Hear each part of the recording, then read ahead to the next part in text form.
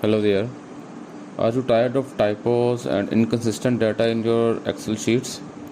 Here is a quick tip to control what users can enter into cell by creating simple drop-down list. First, select the range of cell where you want to drop-down menu to appear. In this case, we will select all the cells in the department column. Next, navigate to the data tab on the ribbon in the data tools group.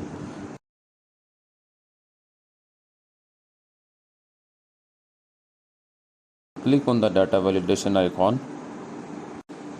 A dialog box will appear under the zone. Change the selection from any value to the list. Now in the source box that appears, you can type the option you want in your drop-down. Make sure to separate each item with a comma. We will add marketing, HR, IT, sales, and then click OK.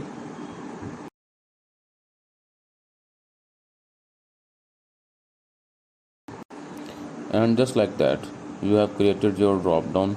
Now when you click on any cell in that column, a small arrow will appear allowing you to select from the list you have created. This is a great way to ensure data consistency. Let's do that one more time for the status column to see how easy it is. Select the cell, go back to the data validation,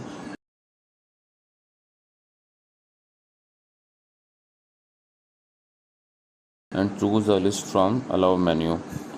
For this source time, we will simply type active and inactive. Click OK, and now the status column also have a clean, easy to use drop down menu.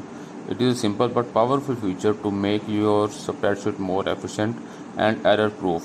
Thank you for watching.